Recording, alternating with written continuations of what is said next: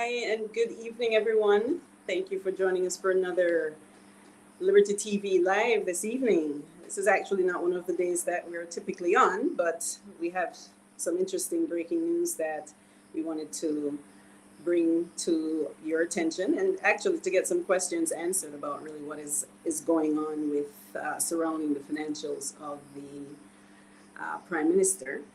And here in the studio this evening, we have with us Mr. Joseph Patterson, the UIC president.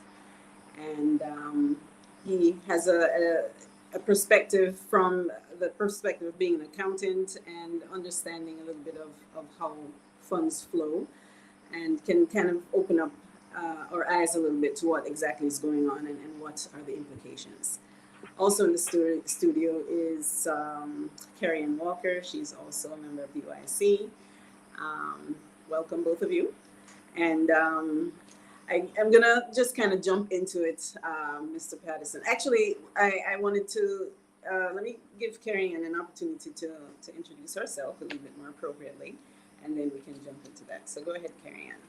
Well, yes, my name is Carrie Walker, and I'm currently the treasurer of the UIC political party. And I believe that's about it for now. We're hoping to get as many donors because we need your donations and your support in order for the party to move forward. And we have your best interest at heart. Great. All right. Thank you. Thank you for jumping on board. And so we're just going to jump right into it, Mr. Patterson. We had former President Trump go through a similar situation and was indicted as a result of some of his dealings, business dealings. And I wanted to get a little bit more clarity. Maybe you can clear that up for us as to what exactly is going on with Andrew Holness. What's going on, and on what grounds would he be prosecuted? Mm-hmm. Well, I don't know the similarities between him and Mr. Trump, to be honest with you, because the last I heard, he was indicted on paying hush money to a prostitute, as opposed to this, which is in Mr. Holness's case, they're talking about a false declaration.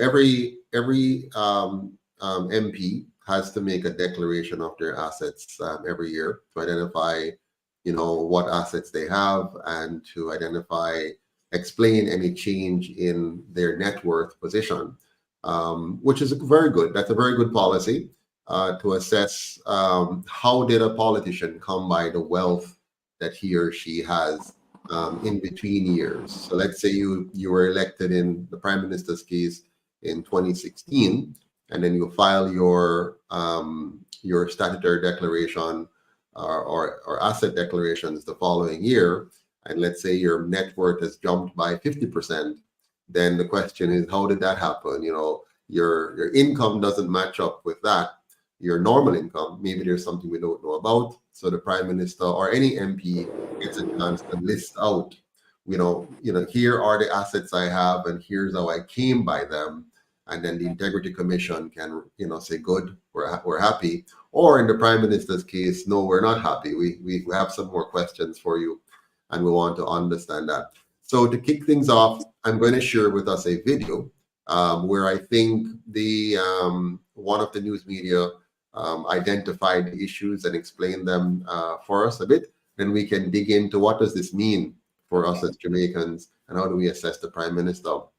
So with your permission, Madam Vice President, I'm going to try to share this with us now and see, what we can make of it. Just a second. So here we go. Let's try this one here.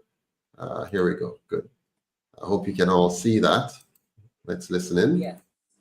National Integrity Action NIA has taken issue with what it says was the silence of Prime Minister Andrew Holness about being investigated by the Integrity Commission for potential illicit enrichment. The matter was raised on TVJ's All Angles last night. There have been questions surrounding the parliamentarians who are under investigation by the Integrity Commission. Principal Director of NIA, Daniel Archer, says the IC's report details a chronology of meetings and communication with the Prime Minister about the probe. When you look at this report, the initial communication was September 30th, 2022, regarding the omissions in the 2021 statutory declaration. There were follow-up requests to provide additional information and corrections. February 23, 2023, March 6, 2023, March 12, 2023, April 4, 2023. He was interviewed on January 12, 2023. Further meetings and interviews were had, and a significant meeting was had on the 31st of August, 2023. A letter was sent on May 5th, 2023. I'm going to make sure I write them down because we don't want to make no error. A letter was sent on May 5th, 2023, informing him of the referral received for investigations regarding his 2021 statutory declarations, and the referral raised concerns about potential illicit enrichment and other issues. Speaking last night on TVJ's All Angles, Ms. Archer says the Prime Minister should not have kept the country in the dark about the investigation.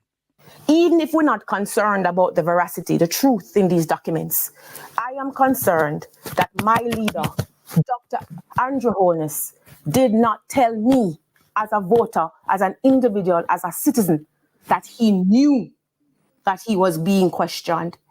All this time we were operating under the pretext that this was a dopey thing. Nobody know nothing about it.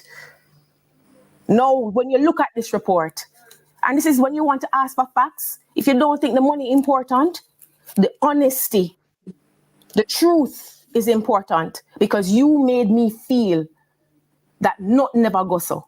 And if you have interviews, you have emails, you have meetings, and a one-on-one thing. One of the meetings were held at his office. The Integrity Commission report relating to the Prime Minister's statutory declarations was tabled in Parliament this week.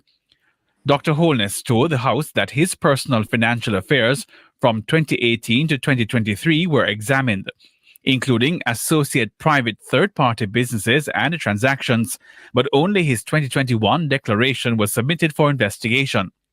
He says more than 3,600 transactions were examined, 28 bank accounts and over 80 witness statements collected, yet the IC could not conclude illicit enrichment. He further rejected some of the findings in the report. I also reject claims in the report that I have hindered the examination of my declarations by not supplying information requested. Let it be known that I have complied with any obligation placed on me within the law. As far as I am aware, the company with which I am directly associated is compliant and up to date with its filings. Hal Shane Burke, TVJ News. Okay, so that's the first piece of the puzzle that we need to look at, and it is the Prime Minister making it clear that he believes that he's in full compliance with the law in terms of his declaration. But as you can see from the young lady from the Integrity Commission, she's pointing out that the Prime Minister has led the country to believe for some time now that nothing is wrong on his side. There's been news items about politicians being under investigation. He knew that he was under investigation, and at no time did he tell the public that he's under investigation until finally the report has come out. The question that you're asking, Madam VP, is whether or not we're talking about simply the Prime Minister taking advantage of existing, let's say, tax loopholes, and it's therefore legal what he may or may not have done, as opposed to whether or not the Prime Minister has done something illegal, such as fraudulent declarations. Well, as you're going to see as we move on tonight, the Prime Minister failed to declare some of his assets. Now, he has made an argument as to why he may not have declared them, why he thinks that he probably didn't need to declare them based on his own assessment of those assets. But then there's also the question of the movement of funds and the volume of funds and how those funds connect with his actual earnings. The next video I'm going to show will bring some of that to light, and we can start to ask ourselves the question, is the Integrity Commission doing its work properly? And can we rely on what they're telling us? Or is there something deeper going on here and we need some more time and some more investigations to get to the bottom of it? But before we go to the video, any thoughts, anything came out of what we just saw that anybody wants to speak to before we go to the next video to kind of get some more meat on this? Sure. Well, one of the things that it seemed as though her main issue was that she was stating that he did not let the country know that he was under investigation. I think that was he required to do so is the question, because why draw attention to yourself right now while you're under investigation? Is he by law required to inform the public that he is? No, I think he's not by law required to inform the public, but given his role and his position, when a person of significant political office comes under investigation, I think they have a duty of care to let us know, because these things affect elections. These things affect your ability to function on the task. And sometimes what we have is we require persons in certain delicate positions to step aside while the investigation is going on, so that A, they can give it their full attention, and B, they are not in a position to interfere with the proceedings. And so the Prime Minister, by not divulging the seriousness and the continuous nature of what he's being investigated for, may have in fact misled the nation, especially since we've had a few elections in the process, and we don't realize that there's something amiss. And as we go on tonight, you're going to see how serious some of those charges are, and why, I'm really disappointed with the Integrity Commission, because I think they've been a bit sloppy in the way they have handled this. They really should have done a lot more forensic audit work, faster and more conclusive, rather than where we end up today with we'll finally get a report, but there's still so many loose ends out there, and we don't get a straight prosecution coming out of this. We're prosecuting or we're not prosecuting, and here's why. But what we have had is he has failed to declare that is prosecutable, but we have decided not to prosecute him on that because we think it might be hard to prove that he willfully did it. The law doesn't speak to whether you willfully break it or not. The law speaks to, did you break it or not? So I'm not too clear on why the IC would have taken that position. But barring that, there's a ton of other issues now about illicit enrichment, which they have made a report but still leave those hanging, and are asking Parliament to intervene to say whether we should ask the Tax Administration Authority to do some investigation and the Financial Investigative Division to do some investigation, when they, in my opinion, are empowered by law to have done those investigations, compiled a full report, and brought a clear report along with a prosecution against the Prime Minister, which would then have him defend himself in court like any other Jamaican would be. I mean, there are many other Jamaicans with lesser issues which have been immediately prosecuted and are spending months and years in court trying to defend themselves. I think we should not hold the Prime Minister to any less a bar. We also have a Prime Minister who historically has been very quick to prosecute people. He doesn't flinch at prosecuting individuals and throwing the full book at them and asking that they face justice immediately.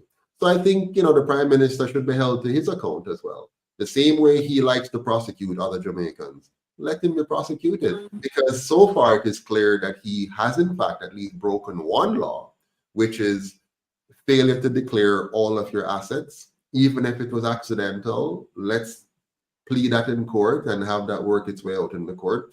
And it's also clear that there are unexplained increases to his net worth. I'm just disappointed that the IC, the Integrity Commission, didn't do that part of the work and just complete it. Because here's how you do it, right? If you identify large sums of monies in different accounts or different companies, shell companies or otherwise, simply do a forensic audit that says, let's track back and see the source. Now, what the Prime Minister may have done he may have used a number of shell companies and charities to move funds around in the hopes that he would have probably hidden the real thing from the investigators.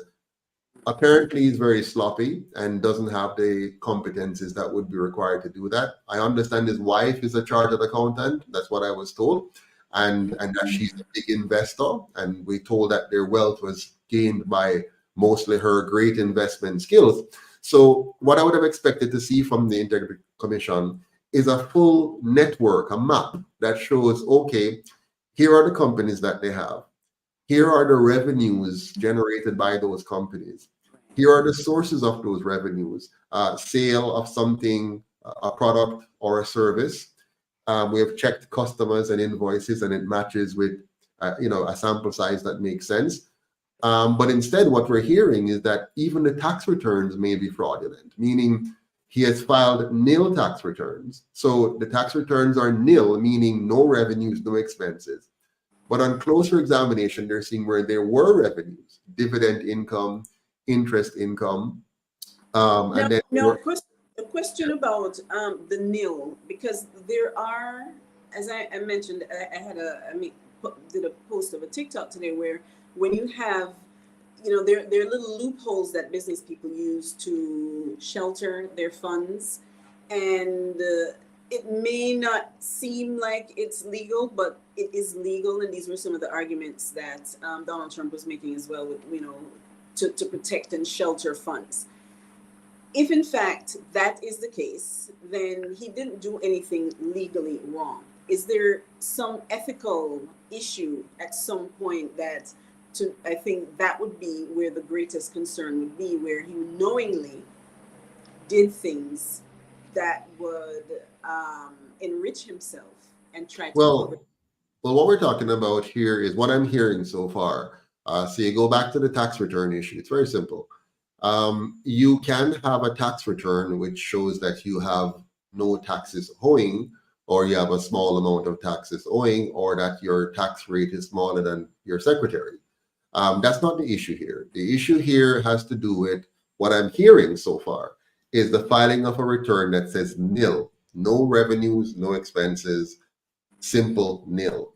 Okay. If that's if that's true, and the facts suggest otherwise, meaning the company did have revenues, whether that is dividend income or interest income or any other form of income, the return should have shown that. It should have said you had dividends income, you had interest income, and here are the deductions you're taking to offset those incomes. Right. And so your tax liability now is zero, but you're not saying you had nil. Okay. Right. So if what I'm hearing is correct, that he and his accountants, including his wife and all those who were involved in his affairs, carelessly and recklessly or fraudulently reported a nil return when in fact there were revenues and associated expenses, and the return was therefore not accurate. Now that brings into question the Prime Minister's competences. How can you manage a country with greater complexities and you can't manage your business affairs? Or maybe you shouldn't be trying to balance all of, maybe there are too many companies. Why do you have so many companies? For example, one of the companies is simply a company to manage his image. And then it's the shares of that company is then put in his son's name. And then big monies are passing through it, but you can't understand what is the product here, what is the real product, what is being sold. Yes. And so again, I'm really disappointed with the Integrity Commission, because their job, it's really easy. Bring in a forensic accountant, hunker down, and just follow the money. Yeah. And the questions will then be, where did this 20 million come from? Yes, I see it in this company. And yes, I see where you have moved the 20 million from that company to this company, but where's the origination? Yes. Where is the origination of the 20 million? Yes. Who bought what from you? Yeah. And if nobody bought anything from you and the 20 million just appeared, then that appears to be illicit enrichment. And what you have to do now, you go to the bank account and you say, let me see the deposit slip that supports this entry, this 20 million coming in, who deposited? So it came from whoever, let's say it came from overseas company X. Okay, who is overseas company X? And you trace that to overseas company bank, and then you find out, okay, John Brown from England gave you $20 million. What for? What did you sell to John Brown to get $20 million? And in no time, the can of worms would open, and you can get a nice open and shut case, and you can prosecute if needs be. But let's watch this other video. And go ahead. Sorry, question. Sorry, I just want to say that it seems like there's gross incompetence right across the board. I don't know. I don't know if it's incompetence. What I'm saying is it could be incompetence, or it could be an attempt to defraud. It could be gross incompetence, very much so. I mean, I would be shocked if the Prime Minister's wife is truly an accountant, and they are truly these amazing investors who were able to amass such massive amount of wealth at the age that they did to buy all the properties that they did, including opening an offshore account creating a company in another country to hold even their own real estate asset that they live in. The very house they live in is not in their name. It is owned by, they have since changed it, because every time they're possibly being caught, they go and make some movement. But there's a time when the house that the Prime Minister and his wife and his children lives in, that house is not owned by them, but by a company incorporated in another country. I mean, that's not illegal. But the question would be, why? Why our Prime Minister has been in politics for as long as I have been a working man. We both went to school the same time. He went to St. Catherine High School. I went to Spanish Town Secondary. He went to UE. I went to UTEC. He graduated about a year behind me. And he left from university and went straight to work for a charity for about a year. And then he went from the charity to work for the then former Prime Minister Edward Seaga. And shortly after that, within about 2 years, he was a member of parliament. So he has spent all of his working years in politics, okay?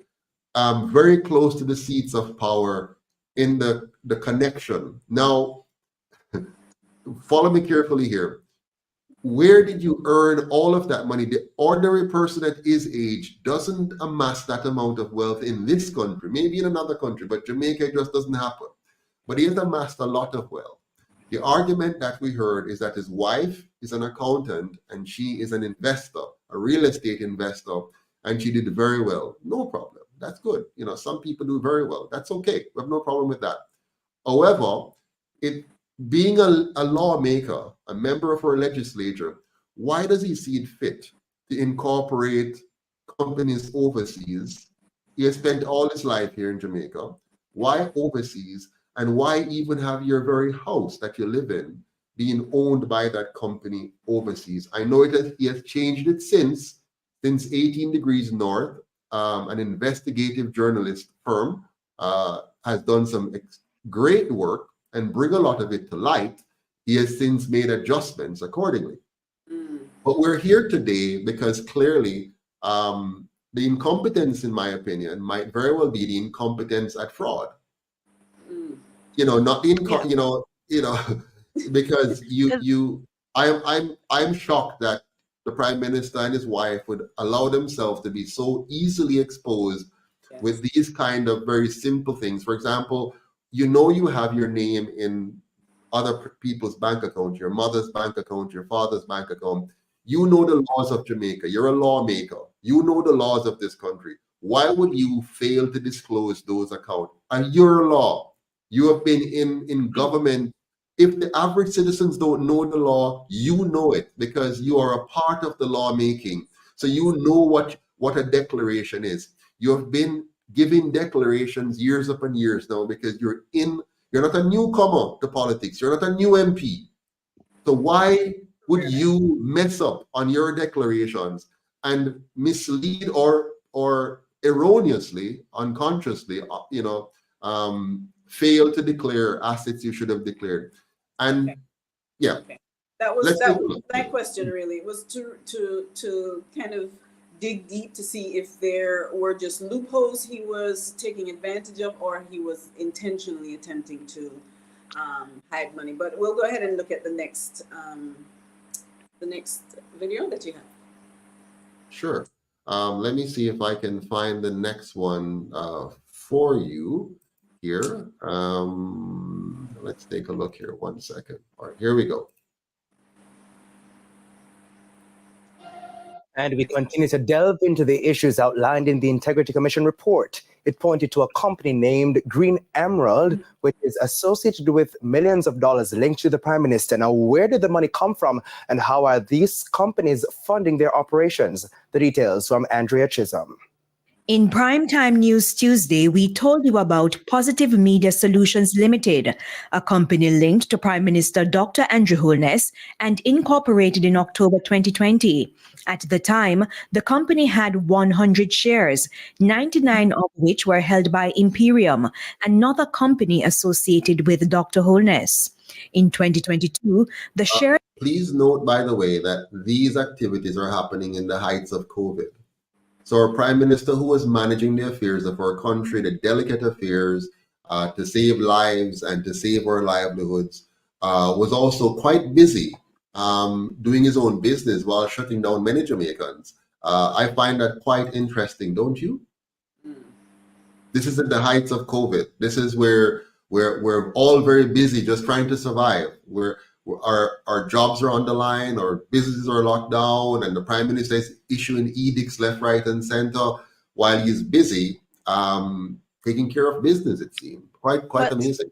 Yeah, I just want to add too, sir, that during COVID, I noticed that leaders across the world during this time, there were a huge money transfer of wealth. Absolutely. So we really need to get to the bottom of a lot, because I know in Canada, the Canadian Prime Minister himself has been investigated, and there's some serious questionable concerns about money transfer to friends and to colleagues and in very inappropriate ways. Yeah. So these politicians now would have to find ways to move these monies. They have to create companies, they have to create transactions, they have to do things to move it around. So I want to point out here that this is happening at a time when our Prime Minister should have been laser focused on our health and well-being and our economy, not his economy, because we're paying him to take care of our economy and to manage our situation. But he was very busy. And I want to follow all the dates that's going on here. He was very busy dealing with his own financial affairs, while many of us in this country were suffering based on the rules and laws that he was passing at the time. Welcome, Mr. Wright. Can you hear us? Good evening, Mr. President. Good evening, Madam VP. Good evening. Good evening to all. And yes, I can hear you loud and clear. Madam Excellent. Walker, good evening. Go ahead. Sorry. I was telling Madam Carrie Walker, good evening. Okay, wonderful. So I was pointing out, Mr. Wright, that the Prime Minister was doing all of these important and delicate transactions at a time when we were all suffering from lockdowns and worried about our health and our well-being and so on. It's amazing he had all this time on his hands when, any world leader should have been extremely busy trying to protect their citizens. They shouldn't have any time. That's not the time for, to do sheer transfers to your son and, making movements of millions of dollars between your various accounts. Maybe that's just not the time that you should be doing that kind of stuff. But what are your thoughts before we move on, Mr. Wright, on that point? If you'll indulge me, Mr. President, that I'd like to jog our collective memories.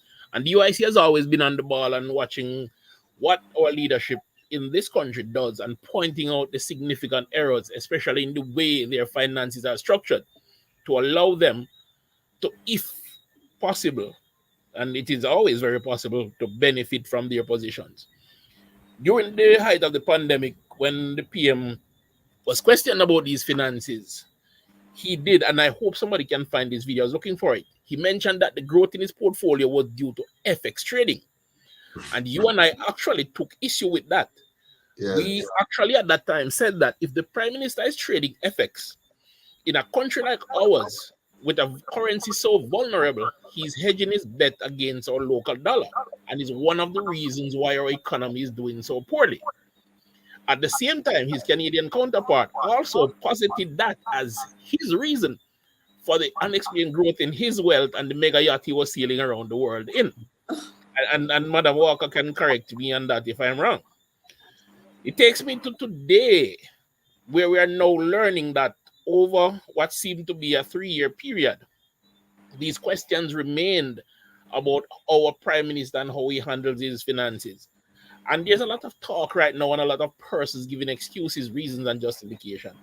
I'll take a different approach. What I'll point out is that when you look at the sums of monies that move between the Prime Minister's accounts in the businesses that he has that has no clear, defined business model, no core business purpose, you wonder where those funds come from. And the Integrity Commission, as valuable as their services are, did a poor job in identifying to the people where those monies came from. As one pundit pointed out, they didn't bother to attach the forensic report from the forensic accountant that they hired, so the layman or a learned accountant like yourself, the money doctor, can now look at that report and say, oh, this transaction, that transaction, that transaction, oh, you're seeing cross-trading and intermingling of funds. And companies that are supposedly parent companies are benefiting from subsidiaries and subsidiaries benefiting from parent company. Mr. Wright, sorry to interject, but look at this. Why are they wasting our time, though? Why should we be sifting through all of this? Why doesn't the Integrity Commission simply do the work, complete the audit, and give us the verdict? Let us know, because I don't see why it's so complex for you to determine that A, the source of funds have been verified. Customers bought a product, and that resulted in the cash movements that we can now see. Yes, you had intercompany movement. That's fine. You can always have intercompany movement. But identify the origin of the funds. Yes. And say, this is the origin. It was from sales of a product or service, full stop. If it's not from sales of a product or service, then from what? Is it equity injection? Yeah. Who were the equity persons? Who gave the equity? If it's equity from the Prime Minister, where him get the money from? If it's equity from his son, where him get the money from? If it's equity from his wife, where him get the money? If it's equity from somebody else now, a different name, an arm's length person, okay, why are they giving it? And is it recorded as equity? Was it recorded as an equity in the financial statement? Or is it debt? Well, is it recorded as debt? Where's the debt instrument? Where's the supporting documentation? Yes. Right? So basically what I'm seeing here is that we really should turn the spotlight, on the Integrity Commission, because it seemed to me that they are playing fast and loose with the Jamaican people. They are failing to do their work in a complete manner and then throwing that on us and leaving us in a situation like a soap opera. Yeah. Well, I can provide you with one simple answer. Well, Yes. it's simple, but it's a few words. Bear with me. The Integrity Commission, as was created by the current administration, was created to allow them wiggle room, just like the Prime Minister has now, to explain away their unexplained wealth. As a public servant who refused a salary increase, during the period of that refused salary increase, to show $20 million surplus, that's the net, not the gross, that's the net, that's what he's left with, $20 million. And he can't explain where it comes from, and there is no way he would have earned that $20 million. Well, I want to differ a little bit, Mr. Wright, because I prefer to assume innocence until proven guilty. And so all I'm saying is, why are we left to speculate?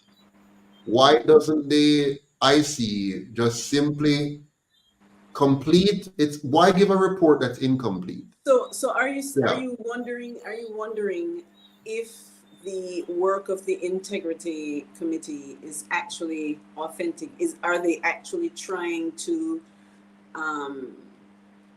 truly audit and then give a complete report, or are they also noticing discrepancies that they're attempting to hide themselves? Yeah, and I don't. The thing is, I don't know. I would rather Just have a them not. complete report. I'd Yes. rather them not have us do this. Why are they? Yes. They have actually done a great injustice to the Jamaican people, because they have had us for months talking about illicit 6 and illicit 7, illicit 8. So we're talking in the public sphere that there are politicians under investigation that we don't know about. Eventually, the opposition party, they came out and said, none of us are on that list of persons who are under investigation. The Prime Minister says nothing. We don't know. We don't hear from him. The Integrity Commission says nothing, because they will speak to the process by which they can communicate with the public, even though they will break that when it suits them. Because I've seen them said things before that, based on their own rules, they should not have said. I've seen tweets go out from their executive director that implies things. And all I'm saying is, why subject the Jamaican people to this? Why not just simply complete your work before making a report, update the nation if needs be, to say, listen, we do have a situation, we're not complete, we need some more time to complete it. What is required? Is it a matter of a lack of funding? The central government isn't funding you properly to be able to complete your work? Is it a lack of talent? You don't have the people skills that you need to have? What is it? But to come to us now and give a report, 177 pages or 171 pages, and we, the public, now have to be going around. You have all kind of bloggers now saying all kind of things all over the place, and the Prime Minister standing up in Parliament saying, untrue, this and that. Why subject us to all of this? But yeah, go ahead. Is this a part? Is this a political? The idea that we're moving into an election cycle and draw attention to yourself. Is this maybe one of those games? I mean, to have us sitting here and waiting and now having these conversations, and he is the focus of everyone's conversation. It's still kind of, and then at the end, if they say, well, look, everything is great, everything added up, and we just spent all this time talking about this person that. I mean, I don't go ahead, Mr. Wright, go ahead.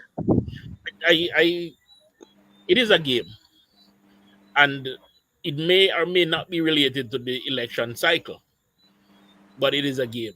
It is a game with the people of Jamaica, where we are denied accountability from our leaders. Yes. We are denied accountability by the agencies and watchdog bodies that we have, and we're left to speculate, and whatever half-truth they decide to share with the public becomes the narrative of the day. For example, Mr. Wright, so then you'll hear that a bad mind named bad mind because every king deserves a castle. But at the same time, not every Jamaican king has a castle. Some of us live in a shanty. While those who are able to enrich themselves from public office are able to live in a $20 million mansion on the hill.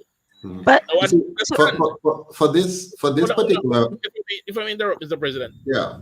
And that is why it's important to understand the UIC's point of view when it comes to good governance. And I won't go too far in this because I know that comes later. Because if we were to remove the opportunities that they have garnered unto themselves since the days of self-governance, we would not have this problem. If we were to invest proper authority in our watchdog bodies, we would not have this problem. But this only comes in a proper functioning democracy. So let's jump now. Thank you, sir. Let's jump quickly back to this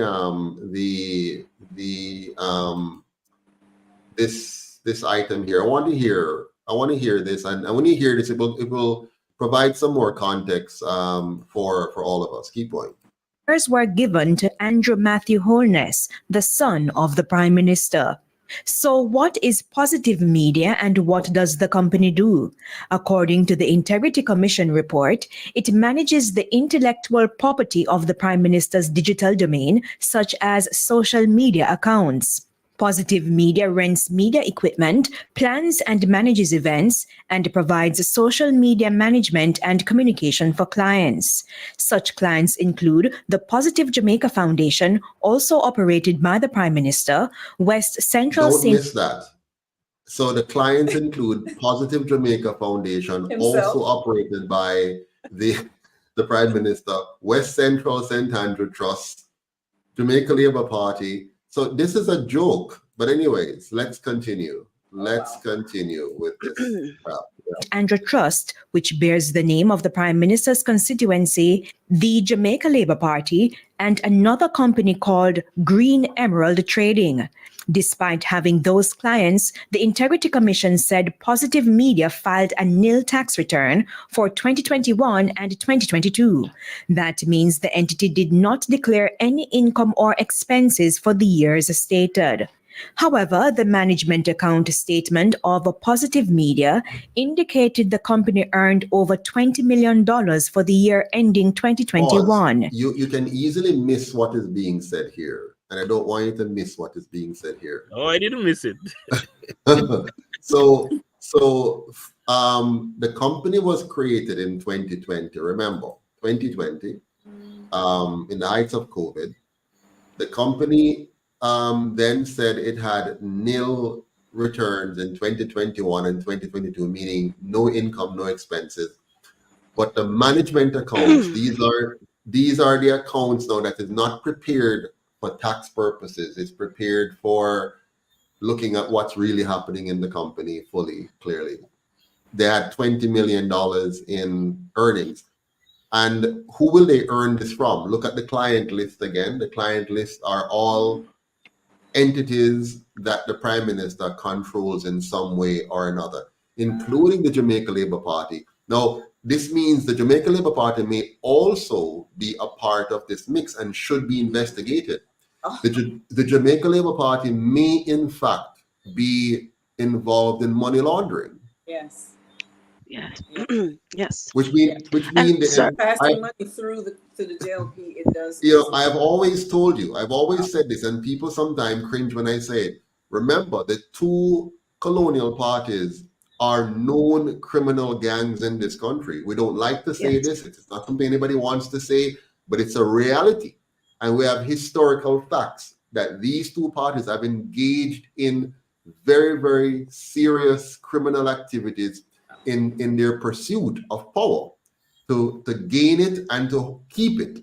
Now, here we are, a major, well, I don't know if it's major, but one of the clients of Mr. Holness's company, which is 99% of the shares are in the name of his son, and it was moved to him later on, not initially him. On what basis was it moved? And what tax filings did his son make as a shareholder in the company? That's all questionable as well. We need to get the details. And again, they have our tax dollars to do this investigation. Why are we on air now speculating ourselves? Wasting our time. Yes. Our time as citizens should be to be productive citizens, producing products and services and selling locally and internationally. That's what my time and your time should be invested in, not trying to figure out why we have a prime minister who have lied to the Jamaican people for months now by not answering their question that he's one of the illicit 6, 7, or 8. Why has the prime minister failed to file his tax returns correctly or quickly correct it once he has been addressed by these findings? And how is it that the prime minister found time at a critical moment when he says the world is coming to an end, we're facing a pandemic, to be doing these kinds of maneuverings while managing the state of affairs of our nation? Mr. Wright, I cut you off earlier on. Did you want to continue? Oh, you did, but yes, I would like to continue. And one of the things I'd love to see is the asset registry for this company. I'd love to see what type of equipment that they have renting that is so valuable as to earn $20 million. Yes. Okay. Well, better yet, all you have to see, Mr. Wright, all you have to see is now check the invoices that were issued by whom, right? So if we have $20 million of invoices, who are they issued to? What was the service given? And then you validate whether the company had the capacity to deliver those services, whether they in fact delivered those services, and who can counter-validate that those services were delivered. Let's say the services were delivered to the JLP. Let's say 10 million of this was delivered to the JLP. Then we identify when was that and where, and then look at, let's say the activity was one of their conferences. And, check the invoices for that and see who provided the actual media equipment and the staging and whatever it is, and who else were paid. And you might find, I could be wrong, you might find that this company did absolutely nothing. They were paid for nothing, and all the physical things that were provided were in fact provided by other companies who have also been paid. And so let's say the true cost should have been, let's say, $80 million for whatever was provided. The true cost should have been $80 million, but an extra $20 million was added on, which was then paid to Mr. Holness's company for services not rendered, but for which an invoice was issued and paid, which is fraud and money laundering. And therefore, now you have a deeper situation where Mr. Holness would have abused his position as president of the JLP. And he would have been supported by that, by other members of the national executive of the JLP, who would then be culpable and should therefore be brought to book for their part in defrauding the Jamaica Labour Party members and donors, and defrauding the government of Jamaica for not declaring the income for tax purposes, and further defrauding the Jamaican people by running elections, declaring that they're innocent of any wrongdoing, and leading us to believe that they can be trusted and or ethical and moral, when in fact they weren't, and should therefore have lost the election. But sir, I can actually go further and point out that in a not so recent story covered by a journalist, serious probative questions were asked of the Prime Minister and his handling of said charities, including a massive war chest accumulated by said charities and how those funds are to be handled. And where did those funds come from? Yes, that is still unclear. Because what happened now, remember, electoral financing laws are very, very weak and very foolish. The electoral laws only look at monies raised during the electoral cycle. So the funds raised outside of the electoral cycle are not a part of the auditable funds. So who are the source of these funds? That have made it, because here's what happened now. Let's say a donor arranges to donate a big amount outside of the election cycles to the Jamaica Labour Party. But the Prime Minister orchestrated it so that it comes to the Jamaica Labour Party so it can buy services from his company, services which are not actually delivered, but is invoiced and paid for, and thus enriches his company and enriches him, but the funds themselves are questionable and are a part of a kickback scheme where he will then do things for local or global oligarchs to favor them, such as push their chemical products in our country, or push regulations that favors their business in our country, or give them access to national properties that is not his to sell to them, but he is now able to sweeten a deal and give it to them as part of a contract which looks reasonable and sound. But on the other hand, a kickback was given to him by virtue of a donation to his party through another angle. Wow. Ms. Walker, go ahead. Yes, go ahead. Ms. Walker, go ahead. Sorry, I just want to understand what's the role of the Governor General in all of this, because in my understanding, that's the head of state, and the role of the Governor General is to protect the interest of the Crown. Because And he does that very well. The role of the Governor General is to ensure that the Prime Minister and the opposition leader and the two colonial parties are following the Constitution the way the colonizers had intended. And I assure you, they have been following the Constitution the way the colonizers intended. They intended that we would be divided, that we would be distracted, so that others can exploit and decimate the Jamaican people to the point where 82% of our students fail in school, and our hospitals are a scary place to go for healthcare, and wages are low, and we become gradually tenants in our own yard. That's but the objective of the. Go ahead, yes. by virtue of what is written in the so-called Constitution, the Governor General is there to prevent all this type of criminal conduct. It sounds like Yeah. the government of Jamaica is breach of ethics and Yeah. a huge credibility issue. And so, Yes. by what is written and in a contractual agreement according to the states, the Governor General has a responsibility to ensure that this sort of thing doesn't take place. So, why are they there? You're reading the Constitution incorrectly. You're reading the Constitution the way they want us to read it, which is to think that, for example, if you read our Constitution, the government is there to protect your life, liberty, and to some extent your property. That is written in the Constitution. But then you have other clauses in the Constitution which then takes away those rights.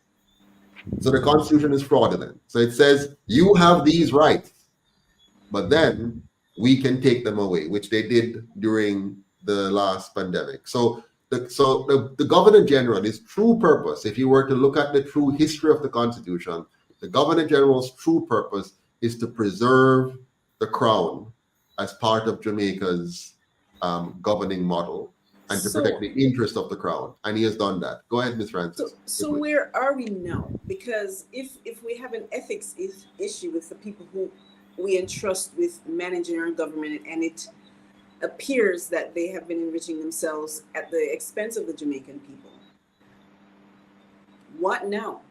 I mean, we can't trust them. Their credibility is now questionable, not just by the Jamaican people, but the international community. How will that impact the nation, and what do we do to move forward? I mean, if he has to be removed as the Prime Minister, who steps in? What happens? Yeah, there's more to it than that, but it's not just now. I mean, this is just the latest iteration. We've had Trafalgar before with Portia Simpson Miller. We have had the FinSAC with PJ Patterson and Lamar Davis. Every time these things happen, it's like it's the first time it's happening in our life. This has been going on from before we took over the country. Jamaica has always been a country where a few gets to exploit the many, and they do it in various ways. This is the latest form. But let's just finish up this particular video, then we'll come back to it, and Mr. Wright, you can finish your point there. But let's ending 2021. In 2020, the company earned over $20 million for the year ending 2021. In 2021 and 2022, Positive Media also transferred millions to Imperium, close to 67 million Jamaican dollars and almost 42,000 US dollars. The money was described as short-term loans and advances. Now, the Integrity Commission also pointed out that Mr. Wright, go ahead. I was asking if the audience and our fellow panelists are taking note of the sums of money that is under discussion here. These aren't small amounts. These aren't chicken feed. This is the net operating income of a large multinational corporation. I mean, and of course, let me go back to it here. This one, 66.67 million Jamaican dollars was transferred from Positive Media. The company owned 99% by Mr. Holness's son. I don't know how old his son is. Probably, I don't know, but he's still very young. But he's transferring 66. So, in Jamaica, we recently had laws passed called beneficial ownership. What it means is you have a company, but you don't go by the form of the company. You go by the substance of it. Who is truly making the decisions? Who is truly in control? Yes. And this is not this. I mean, if I am saying this, there are people much more involved than me who are involved daily in compliance matters. You know, accounting compliance, tax compliance. You know, I'm not doing this for the government daily. So there are people far more knowledgeable and aware than me doing this on a regular basis. This is telling me right off the bat that Mr. Holness is using his son as a front. His son is a front, a little boy managing a business that is going to move $66.67 million. So Mr. Holness is very likely the beneficial owner, and therefore, you know, is playing games. Now remember, these are our lawmakers, and them make the law. So if they decide that they're going to be doing this with the laws that they make, what do you expect of the common man, the ordinary citizen? That is why scamming is so pervasive in Jamaica, because we can have no confidence in our leaders that they are men and women of integrity. Yeah. And that if you work hard in this country and play by the rules, you can amass great wealth honestly with integrity. The former finance minister, Mr. Peter Phillips, said, those who play by the rules in this country get shafted. And PJ Patterson says that politics in Jamaica is a fight between two tribes perpetually at war, Hostile fighting. tribes. So hostile tribes. Thank you, Mr. Wright. Hostile, and they are indeed hostile. You should hear them online every day, cussing and fighting like juveniles. Hostile tribes, perpetually, meaning unending, perpetually at war. For what? To gain access to the state resources. Spoils. To get access to the state resources, that they can use that to gain access to and extract the spoils of war. Think about it. Go ahead, Ms. Walker. Go ahead. They have wrecked the country. The country's in the state that is in because of these historical corrupt government. So the Jamaica that we know is struggling, and it's because of this type of behavior. So let's continue here quickly and see the next step, the next piece. So 66 million. As a short-term loans and advances. Now, the Integrity Commission also pointed out that Green Emerald, a client of Positive Media, lent Positive Media over $20 million between March 2021 and May 2022. Positive Media paid back the money to Green Emerald by transferring money from Imperium. Another interesting tax development, Green Emerald also filed a nil tax return for 2021, and for its 2022 tax returns, it declared income of over $355,000. My friends, have you seen that? They're passing the monies around to them like musical chairs. Yeah. Imperium, Green Emerald, Imperium, and it's just going. And then in the end, the companies disclose no income or almost insignificant income, 355,000. Essentially, so money laundering. This is money laundering. It appears to be. And remember, we're not accusing anybody of anything. We're just saying, why is it that the Integrity Commission is giving us all of this information for us to figure out? When we have paid them, It's good to know. It's really helpful to hear some of these details, because what you're otherwise left to like, okay, what is it that's going on? But you're missing my point, Ms. VP. You're missing my point. Sure. It's good to hear the details, but we should hear the details with a conclusion. Yes, I understand. The conclusion should be, here's why we're prosecuting the Prime Minister. Absolutely. Here's why we're taking him to court. So here's all the details, folks. 177 pages of details. And based on these details, we are now prosecuting the Prime Minister. And we're so concerned about this that we have sent the police to his home to arrest him and search the premises for details to corroborate evidence, and therefore you can trust us as an integrity commission that we have done the work for which you have paid us. Right now, Minister Weir, they have done the work for which we have paid them. I thought that they referred this to another. No, they have asked Parliament to do the dirty work for them. They have brought this to Parliament and said Parliament, they're asking that Parliament supports them in referring this matter to the Financial Investigation Division and to the Tax Administration of Jamaica. Why on earth are you coming to Parliament to ask them to support you in doing the work that you were tasked with doing? Audit the man. Yeah. Prosecute the man. This is an unnecessary step. It's another delay. I want to raise the point to the media's failure in this because I've seen the media reports and they come across as almost apologetic. They don't want to push the subject. They want to move around it and spin it in favor of the prime minister. So there's a level of corruption right across the board because the media should be the last resort that the citizens should be able to count on to say they're going to ask the right questions and hold these political parties into a task.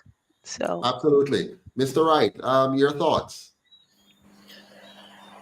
The first thing that we need to understand, or well, the public need to understand, is these media outlets who are aligned to one party or the other by virtue of their ownership will be very vague and, as stated, apologetic even. Mm-hmm. And I was listening to one that is commonly referred to as the JLP's mouthpiece earlier.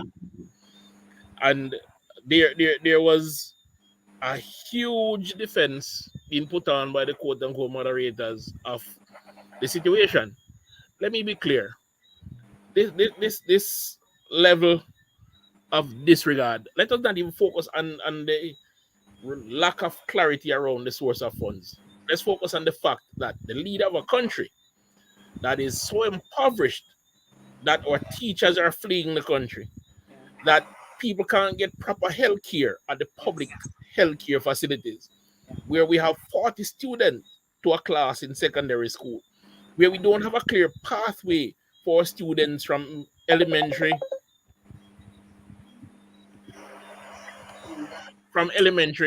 all the way to tertiary. And our prime minister, who should be part of the country's revenue stream, has not seen it fit to, through the many companies that he opened, that he started in the heights of a pandemic that wiped out many small businesses and almost ruined many large businesses, to make his contribution to the nation's tax pool. He has not found the grace to do that. I find that disturbing.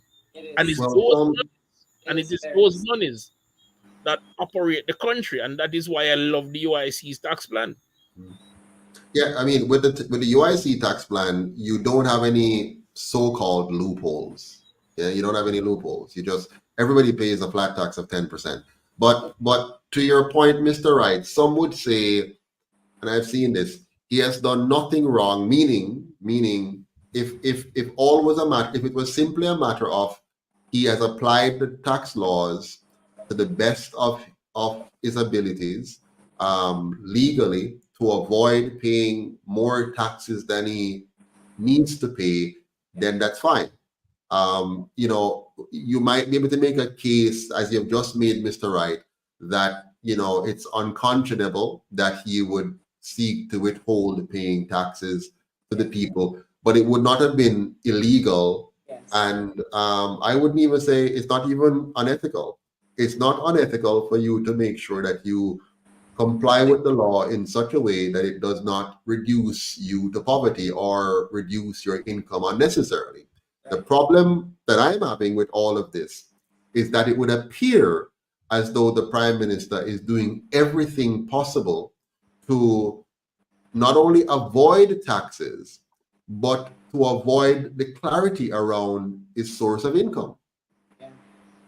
And I'm worried that our prime minister may be severely compromised Yes. because of the source of his income. True. And the Absolutely. sooner we understand the source of his income, is the sooner we'll know whether he was compromised or not. For example, you all saw during the so-called pandemic how aggressively he pursued one agenda as opposed to following the UIC's proposal of being open and allowing for a more holistic approach, a more inclusive approach, a more transparent approach, where we allowed for free speech and allowed us to hear from all angles, from different sources of solutions to the so-called problem that we had. You know, you might recall the health minister locked down a particular medication that was listed as a possible help, and he locked that down and stopped all imports of that particular medication and only allowed one form. And the narrative from the prime minister, the health minister, the medical chief, the PSOJ oligarchs, the media, was one focused message, and it was hammered home aggressively to the point where they told members of communities, if you want water, take the injection. Wow. So it tells me that the prime minister may not have been working in the best interest of Jamaicans, but maybe in his own foolish best interest, and may have been compromised by the sources of funds that he would now have to be able to enrich himself. Now, I don't know if any of that is true. That is all speculation, but speculations that could easily be rubbish if the Integrity Commission had done a complete, thorough job. Now, it's possible that the Integrity Commission may lack integrity. It's possible that the Integrity Commission may, in fact, be operating in the interest of the opposition party. It could very well be that what the Integrity Commission wants to do is to create enough noise and enough distractions that we, A, vote for a particular party, Yes. but B, at the end of it, they ensure that even though the Prime Minister may be culpable, they don't really want to go all the way and throw him under the bus, because that will have implications for others who they're about to help to be elected. Sure. And if they help us to elect the other side, for example, by casting enough doubts and shadows for us to become as revolted as we are and become incensed as we are and aggressively move to vote against who they want us to vote against, and then we bring in the other one now, but we're not going to ask for the FinSAC report, and we're not going to push for integrity in that area of our finances, and for us to go back to the 1990s and look at Darren, Bunting, and Golding, of which Mark Golding was a key partner, and ask the question, did Mr. Golding, Mark Golding, benefit from illicit enrichment while he was operating not as a direct member of the PNP, but as one who would become a future leader of the PNP and now potential prime minister? Working in collusion with Omar Davis and with Prime Minister PJ Patterson and others to do what Ronnie Tweets called the biggest transfer of wealth from the poor and middle class to a small elite group in this country. Could it be that what we're seeing here is an orchestration of a changing of the guard, which we have seen from time to time, and it gives the people the feeling as though, yes, we have gotten something done. Yes. Justice has been served. We have gotten rid of Andrew Holness, but we have only swapped black dog for white monkey. Could it be? I wonder. What do you think? That is, that's hard to, that's the implications of all this is rippling, will ripple through our society. It could destabilize our nation, because what you're talking about what we call in the military is treason, high treason, because you are siding with pretty much the enemy. Our own government is siding against other countries, against its own people. That is treason. Because if you notice, neither of these two parties have decided to release the FinSAC report. When they're in opposition, they bellowed. When we're elected, we're going to do, but then they cover for each other. So right now, the game is to play. It's a game, you know. Andrew Holness draws the My Leader Barnia card that was previously drawn by the PNP at the time when it suited them. Yeah. When it suited the PNP, Manley Barnia and Siaga didn't Barnia. But they all know saying or nothing. And that's nothing. At the end of the day, we're all going to laugh and drink champagne while the masses are killing each other. They know that. Buster and Norman were cousins. They fought hard on the campaign trail and get us to hate each other and kill each other. And then they go and drink champagne and eat caviar and enjoy themselves. The same thing is at play here. So you draw a card for Mark Golden draw a card for you. They both utilize the agencies of the state to advance their cause, even if you bring the nation to the brink. And the brink right now might be, let us take down Andrew Holness at all costs. Because he may very well be culpable. But we're not going to fully carry it out. We're going to carry it to the brink, him lose the election, we win, then we just sweep it under the carpet and move on.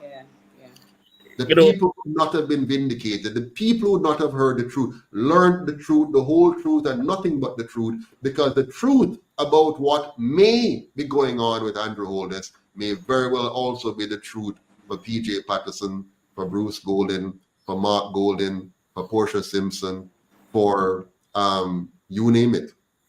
Go ahead, Mr. Wright. You know, let me draw an interesting parallel based on what you have just said. And you have always said this, that both parties are different faces of the same coin. They work in collaboration.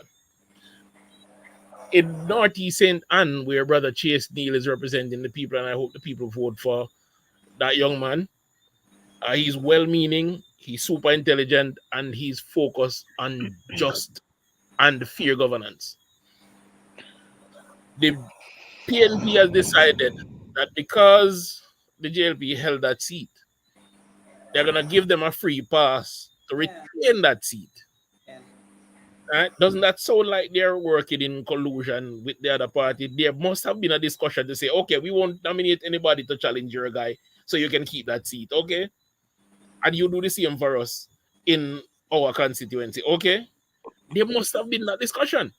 And if Brother Chase Neal and some other guy didn't stand up and say, no, this won't happen, not while we're here, then their guy would have already have gotten the seat by default by virtue of being the only nominee.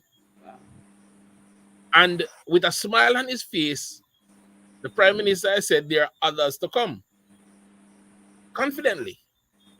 So it is all a con man, a confidence game, a shill that they play with the Jamaican people to pass the reins of power between themselves. And you have said it, Mr. President, and the UIC has continued to echo it. And I'm drawing that parallel right now and say you're absolutely correct. That is what is happening here as well. Yeah, they're pulling the wool over our eyes, and they're getting us all, as usual, distracted and divided, because those on the Green side are vehemently up in arms about their Prime Minister and their leader being not guilty. And those on the Orange side are equally committed to the fact that he is guilty. And the opposition leader is now calling for elections right now, at a moment when he thinks he's strongest. He wants the election right now. We don't want the election right now. What we want is the Prime Minister to be prosecuted so we can learn the truth, the whole truth, and nothing but the truth. By the way, if the opposition or any of the legal luminaries on their side wanted to properly ventilate this thing, there is one very simple way. The Supreme Court. Absolutely.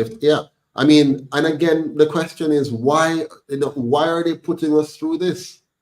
Why hasn't the opposition leader just stood up and said, hell no, We're sending this back to the Integrity Commission. Go do your work and bring a final report, a proper report, and say why you are or are not going to prosecute for this. But let's continue. Let's get the rest of this out of the way.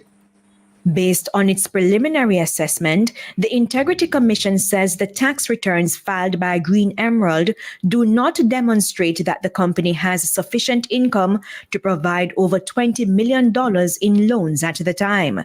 It also raises serious concerns about tax compliance. However, the Integrity Commission admits a company may be in a position to offer loans, though operating at a loss. Based on the findings, the Integrity Commission reiterated the need for the Financial Investigations Division and the Tax Administration Jamaica to probe the matter. Foolishness. Absolutely foolishness. Complete foolishness. Complete, absolute. Everything they said a while ago is correct. Up to the point where they said, now they're going to refer this to these people. Because there's no need to. If you found that a company has not generated sufficient funds by way of normal operating business to be able to make this loan, good. So now you say, all right, so where the money come from? And then you now trace that. Okay, it must Well, is either that be what a- they're saying? Is that they're saying there? Is that what they're saying when they refer it? They're going to delve deeper into finding where. No. Don't be misled. Referring it. There's why are you coming to tell us you're referring it? You simply do the investigation and complete the file, and the investigation would be very simple. Get all of what they just said. That's factual. Let me assume it. That's all factual. Now do the next step.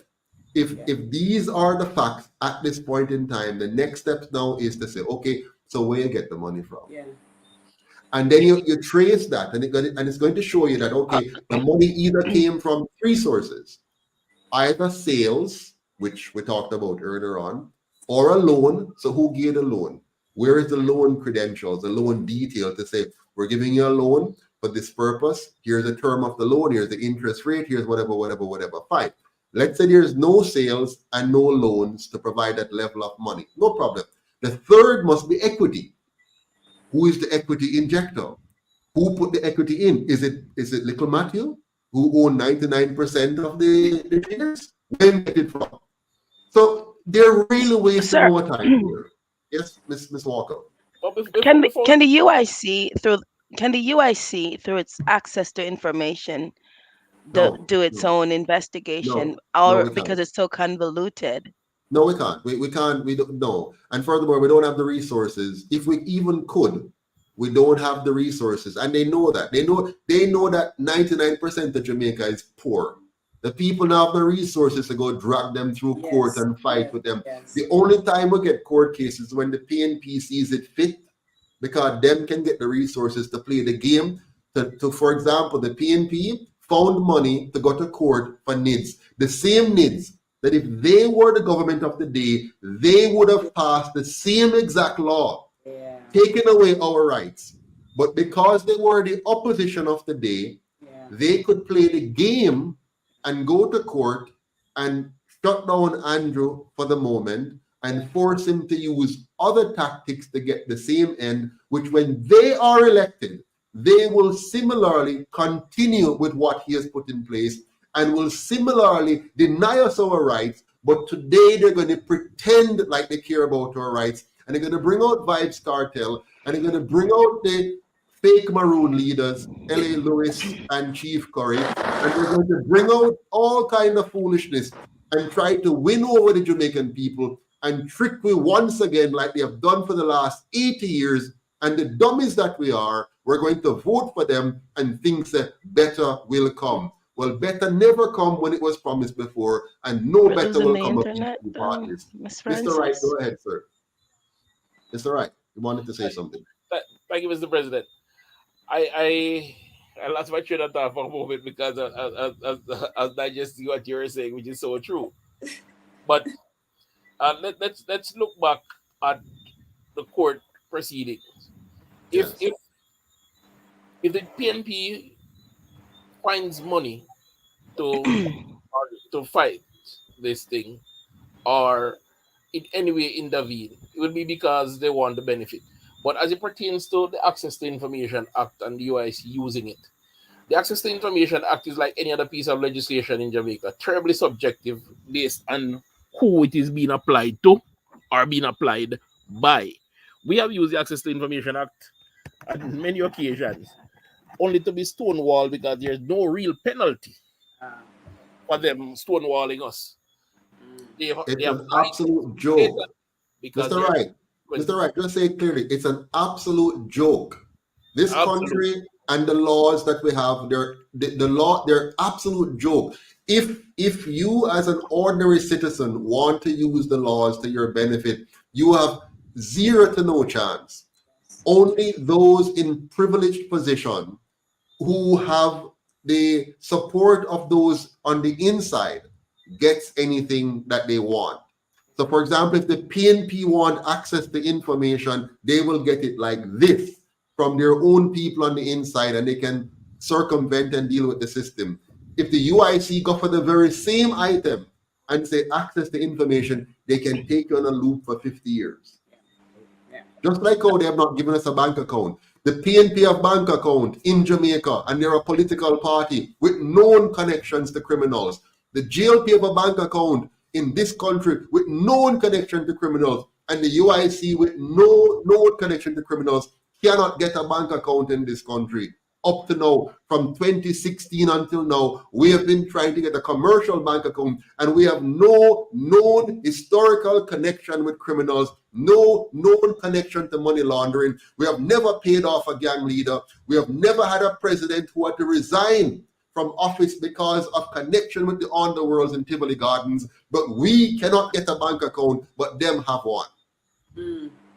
Wow. You follow what I'm saying here? So let's stop. I don't want the Jamaican people to keep playing around and behaving like we're in a normal situation. We're not in a normal situation.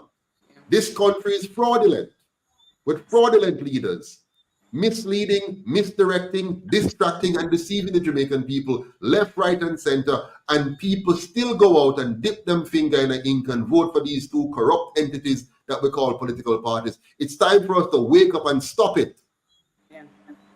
And this Prime Minister will not be prosecuted as long as this thing continues. They're simply going to use it as a ploy to now switch out the black dog and the monkey, because they have done that before and they know so we fall for it all the time. So they're going to cause us now to get up in arms, and for us, the people, the vindication will be that Andrew lose the election when the Jamaican people lose their sovereignty and their wealth.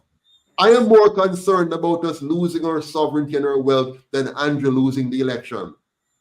They want you to focus on electing Mark Golding and the PNP, and that is the answer. That is the vindication. Yay, we get him out and get what in. The real solution is for us to get to the bottom of this and discover whether or not the Prime Minister is guilty and have him charged, arrested, and locked up for eternity if that is the case. And to similarly investigate the PNP, Mark Golding, Peter Bunting, and all the rest of them, and get to the bottom of it and lock them up too, if that's the case, and throw away the key. But not play this game over and over again. From 1944 to now, 80 years, we're playing this blasted game of musical chairs and allowing these two corrupt entities to trick us with the full support of the PSOJ oligarchs. And then we keep going on and on and on, and it's from one election to the next. And then we keep doing the same thing over and over and expecting a different result. Well, I'm tired of it, and it's time for the Jamaican people to become tired of it too. And I think that they are. I think they are.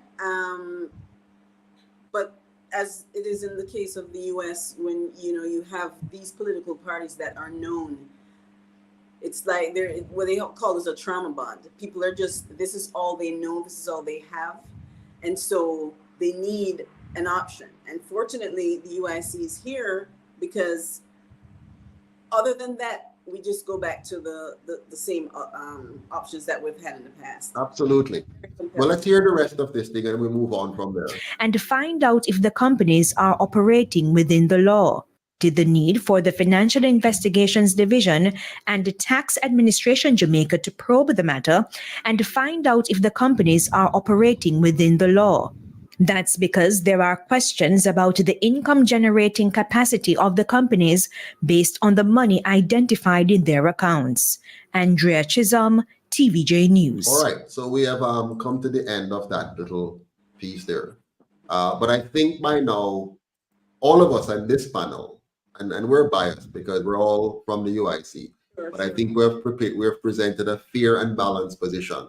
I am not accusing the Prime Minister of anything. I'm not accusing the opposition leader of anything. I'm just saying that the Integrity Commission needs to do its work properly, thoroughly, completely, and timely, and present to the Jamaican people whether or not the Prime Minister should be prosecuted. And they have not done that.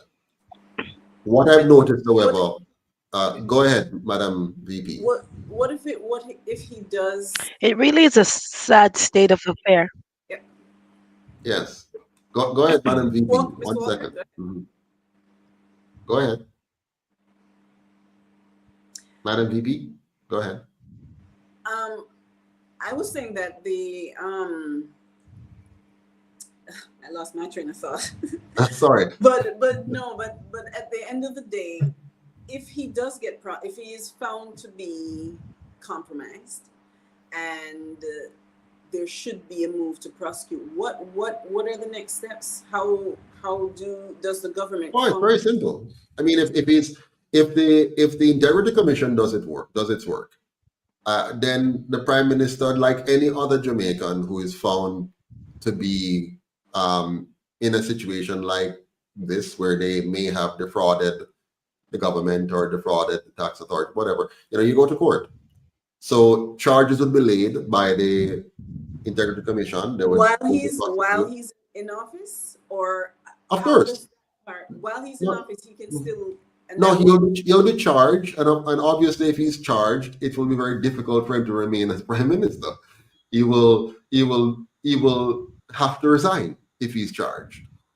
And then what? Who fills his place? Well, the laws are very clear. The party in power that has the most seats, the party that has the most seat in government, will select one of their MPs to be Prime Minister. Okay. So I think they have 45 seats, right, Mr. Wright? Yes. So if they lose one seat, in fact, they've lost more than one. I mean, recently the Prime Minister orchestrated the resignation of what's her name? The one in Northeast Sentan. What's her name again? Anybody remember her name? I can't remember her name. No.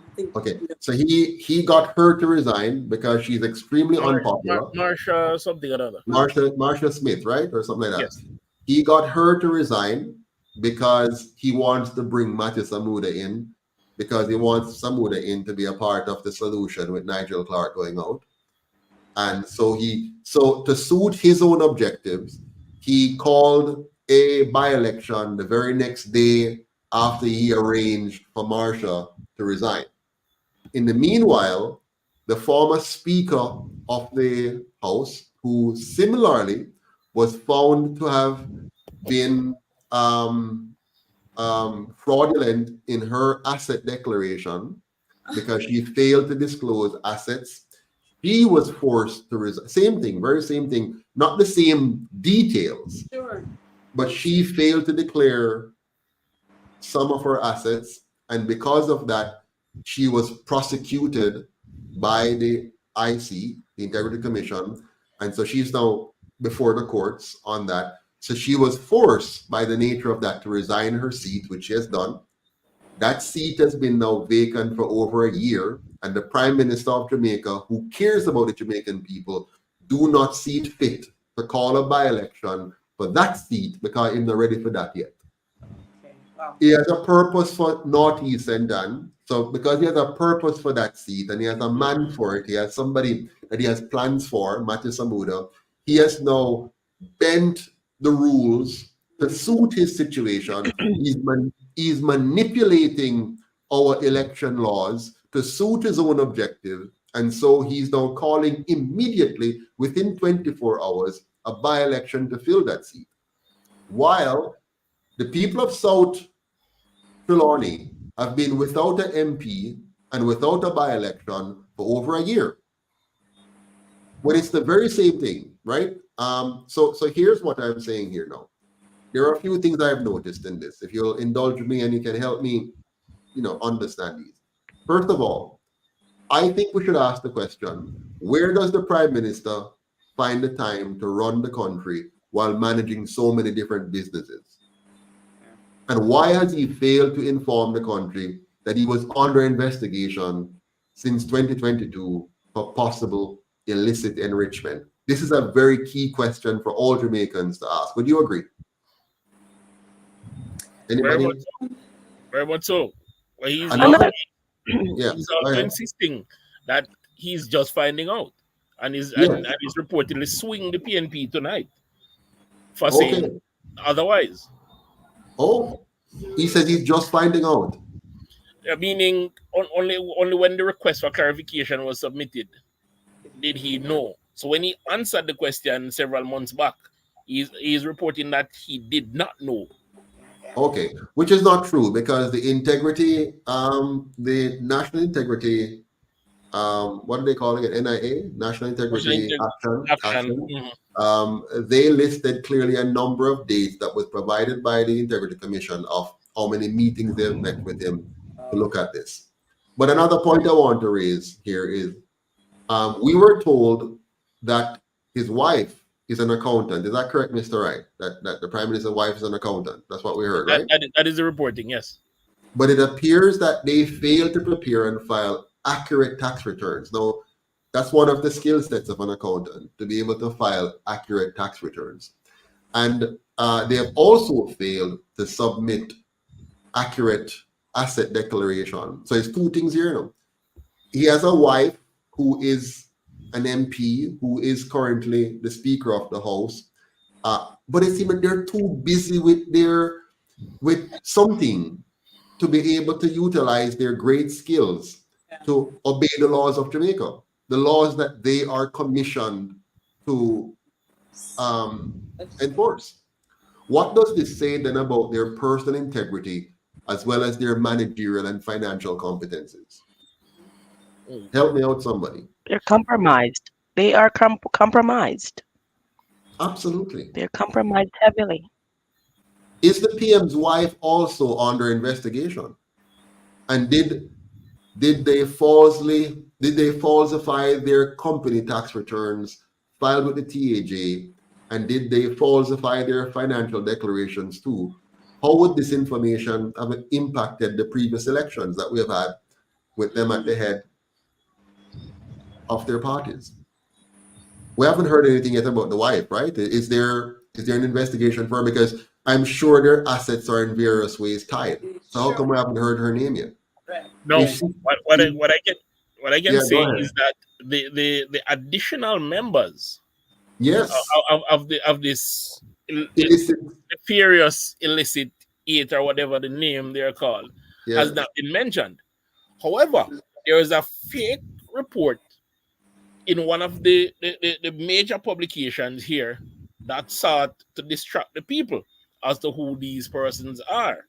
Mm-hmm. And that fake report was attributed to the spouse of a member of the JLP. Now, these are the allegations that surfaced in a recent investigation.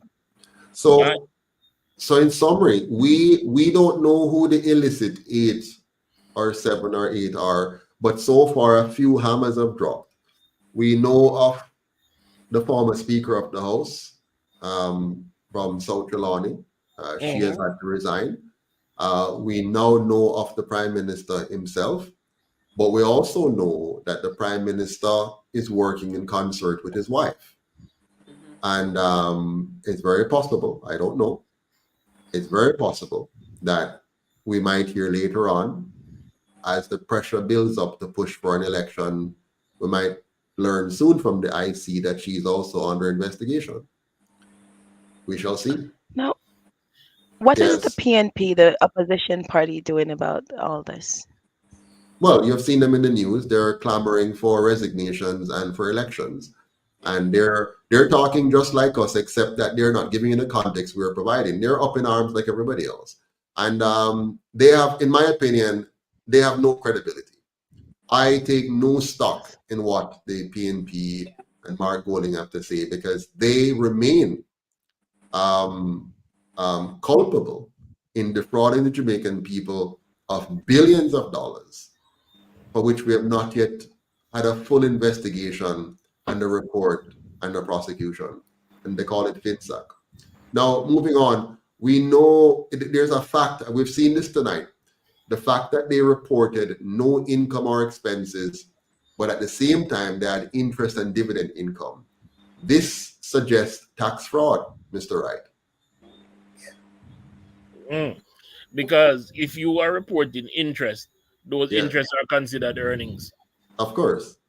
And dividend income, meaning it from an outside source. The company has earned dividend income. That's a taxable Correct. income. Now, Correct. Mrs. Holness, remember, is an accountant, we're told. So I am hard pressed to see how they could be so careless if, you know, a key member of the partnership is an accountant. Something seems wrong here. Is it that they felt so confident that they could beat the system and nobody would question? They're like king and queen. They're like monarchs. Nobody would dare contest them, because this is very careless. I can't believe that we have an accountant in the mix. And I honestly don't see it as yeah. carelessness. I don't see what it as do you think? carelessness. Yeah. I see it more as a disease, a pathology that is spreading, that is ingrained. Because So they expected to get away with it. Yes, having held the reins of power and has been able to bridge the gaps between the institutions of separation that separate state agencies, organs of the state, and the seat of power. They believe that they have co-opted enough people to be able to act in a manner that is right, unbecoming and not be checked. And even if discovered, they could simply use politics and beguile the people and explain it away. Exactly. And mind you, watch this carefully. If by chance the Prime Minister has to resign and will no longer seek re-election, intention safe, man. I was going to say, does he keep all the funds? He keeps all the money? You mentioned that, but let's walk down memory lane and go back to the investigations into the various assets of the Prime Minister and his spouse, including that very lofty high-rise in Kingston, the high-rise development that is attributed to them, the one that is so mired in litigation. Right? Their operations in different business spheres throughout the island, which include reports of them being heavily involved in trucking in the bauxite industry, reportedly again. Okay, and we see this in the different businesses that the Prime Minister has registered. We haven't seen what the Speaker has registered as yet.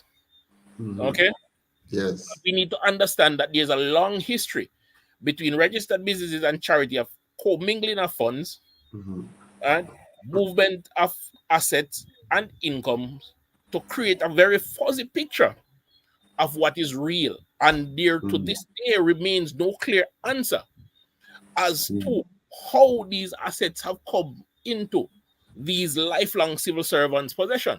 Long time.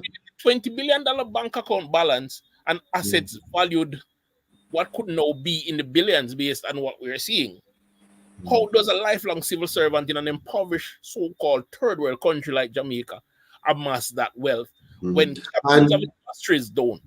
And no, the ordinary citizens can't seem to do this. You know, you can't find, Mr. Holness is 52 years old. You cannot find 10, 52-year-old in Jamaica who has a massive amount of wealth. 90% of the island at that age is still struggling to build the first house. Exactly. And he talks about his humble beginnings from a 2-bedroom board house. And in his last statement said that he works hard for what he has. Yes. No doubt. and that he got it by fear and No, honest but means. hold on, Mr. Wright. Mr. Wright.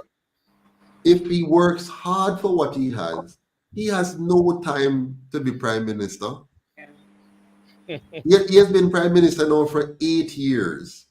He has been opposition leader for a number of years. He has been education minister for 4 years. He has been in politics now for over 30. And let's please note that questions about his assets only started after he Yes. acquired the reins of powers. Yes. So the point I'm making is But- this. If he's working very hard, I don't think he has time for this job. And that's why Jamaica is suffering so, because he has not been spending much time on the job of prime minister. He's been trying to run 5, 10, 15, 20 different companies. Go ahead, Ms. Walker. And writing a thesis at the same time. And what was that, Mr. I Wright? want to And writing a thesis at the same time. Oh yes, and writing a doctoral thesis. This guy is Superman. He needs to come and sit down with the other 52-year-olds in this country and explain to them how he should write a book. How to become this wealthy in Jamaica while being a lifetime career politician with so many businesses and writing a doctoral thesis. Ms. Walker, your turn. Oh, I think he's frozen. Go ahead, Ms. Walker. You were trying to say. I want to point out as well, while the prime minister is amassing vast wealth, I have members, retired teachers who are members of my family who are waiting 11 months for their retirement packages. So what is taking so long for the retired teachers to get their retirement after 11 months? Where's the money going? Well, I can tell you where it's going. The money is going to enrich people like our prime minister, and it's not just him. And I don't want us to get the slightest impression that this is only something relating to one politician in Jamaica. We're talking about a trend. If you check all of our former prime ministers, they entered the prime ministership with a net worth relatively low, and they all left with a big net worth coming out of office. Everyone. But earlier on, you guys jumped over what I said, though. If Mr. Holness does not run for office anymore, him bread butter on both sides. Because before PJ Patterson left office, he passed laws to say that all former prime ministers must get the salary of a sitting prime minister. So the last thing Mr. Holness has to do before he demits office is to make sure he upgrades his salary to the level that he wanted to, and pass laws, adjust the regulations so that his salary will be in the 20s of millions and 30s of millions. And then he can leave us and not be illicitly enriched in the sense that he's now being possibly prosecuted. But he would have legalized the illicit enrichment as he have done before with all the other members of parliament. They're all now much richer than they were before this government came into office and brought in new salary packages for all politicians, which they're all enjoying, including Mark Golding, the opposition leader, who is enjoying the much bigger salary, which he has not earned and which none of them have earned so far in the government of Jamaica. And so when Andrew Holness is booted out of office, one way or the other, his bread will be buttered. So all of you who are making noise on the PNP side, jumping up and down for your party, and all of you making noise on the GLP side, where your bread and butter on either side, please note that your leaders are well set. Them rich already, plus they have made sure that they'll be doubly rich by the laws they have passed to increase their salaries tremendously above the average Jamaican. All right? We continue our discussion, though. I notice as well, my fellow panelists, that the not PM, to mention, too, sir. Walker? Yeah. Go ahead. Not to mention, they're not investing back into The country. They're not investing back into the Jamaican economy. Well, however way they get their money, they're not reinvesting back into the country that they're supposed to uphold. So they're taking from the people on either way you look at it. They're stealing in every sense of the way. They have not the people's interest at heart, and so people have to really wake up and come to terms with what's really going on. Yes, yes. Well, we know, I want to point out something else, and Madam VP, I'll let you come in right after. We know the PM may have attempted to avoid local taxes by creating offshore companies to hold real estate assets, including his home. I spoke about that earlier. That's a very important point. Our Prime Minister, who is here to enforce the laws of Jamaica on the rest of us, saw it fit to create an offshore company to hold real estate assets here in Jamaica, including his own home. We know that, like the opposition leader, he seemed to be using skillful tax evasion or tax avoidance strategies, whichever one, to circumvent the very system they're imposing upon the rest of us to obey. Why don't they just adopt the UIC's simplified tax system and give all Jamaicans the same break that they're seeking for themselves? Why not just be fair and balanced and give us a tax regime that is transparent, devoid of loopholes, and hold every Jamaican equally accountable to pay their fair share of taxes, rather than having this very convoluted tax system that they then find various ways and gymnastics to get around it to avoid paying the very taxes they're forcing the rest of us to pay. We must say no to this. We must stop it. And the only way to stop it is by us stopping them. Over to you, Madam VP. Well, I mean, just listening to all this, it seems very dismal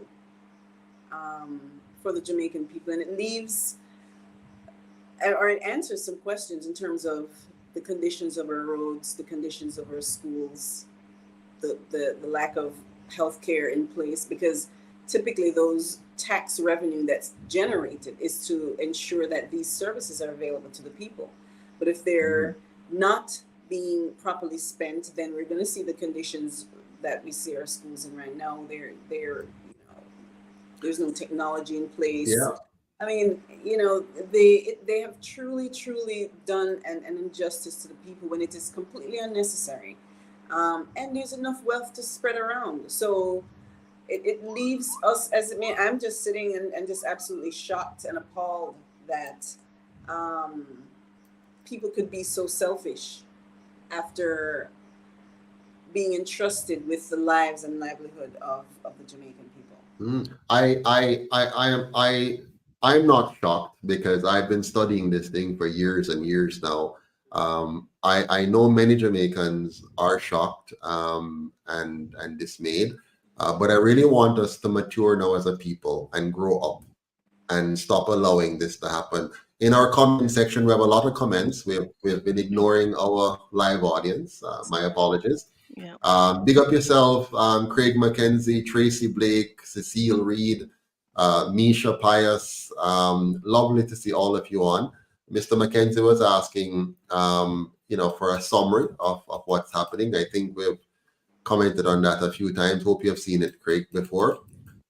Good night, Miss Janet Chakanowski, one of our board directors. Good to see you on.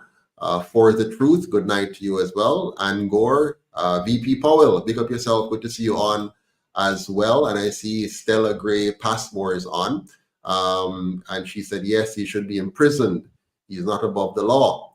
Cecile Reed says, I can't believe PM have 28 account. And Gore said, wow, he seemed to be hiding a whole lot. And Craig says, I heard that he has now filed a lawsuit against some of opposition members for defamation of character.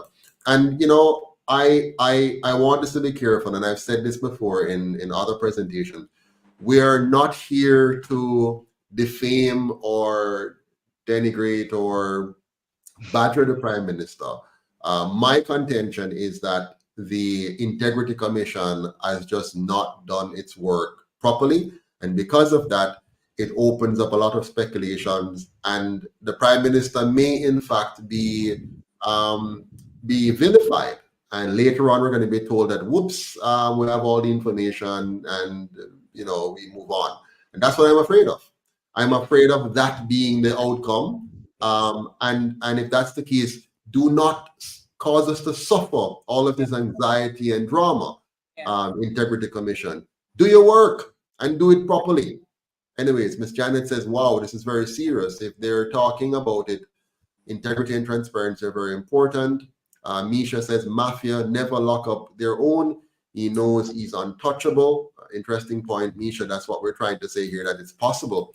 That it's just game playing. Because believe it or not, there are very few, if any, civil servants that are not partisan. No matter how they might tell you that they're not partisan, you go to any segment of government, you might find an agency with 60% PNP and 40% GLP, or 80% GLP and 20% PNP. And depending on who is running things, they try to tilt the scale in favor of one or the other. So we must never allow ourselves to be duped by either side and those who have nefarious intentions. Stella says, Empress Daria, you need a little shirt. I don't know. Oh my goodness. Anyways, we'll skip over that. Logistica JA says, agreed. Craig says, I guess it's not good for the PM. I guess it's not good for the PM Ganders. Okay. Wow, no tax return, no earned income, says Janet. Chris Clark says, good evening. Yes, we should. We have Misha said, organized crime in Parliament. Michelle Clark says, yes, gross incompetence and also dishonesty and deception. Misha says they wouldn't thieve if they didn't think they can get away with it. And the list goes on. Quite a bit of commentary here. We can't get through all of them, but I'm scanning to see if anybody says anything that we have missed here so far. Misha says the judges, police are all in the mafia. No one will do jail time, and so on. So you see, the people have no confidence. Politically incorrect says we need to have a conversation. How can we reach you? WhatsApp us on 87629308112, politically incorrect, and we can chat. UIC is the only remedy to this iniquity, says Misha. Michelle Clark says, I don't live in Jamaica. When I left Jamaica, I was young and couldn't vote. I am neither JLP nor PNP. I'm from my country and not parties. Whole heap of people say that, and then come election time, they go and vote for the two, or they stay home and don't vote. I think because they only have those options until here we are now.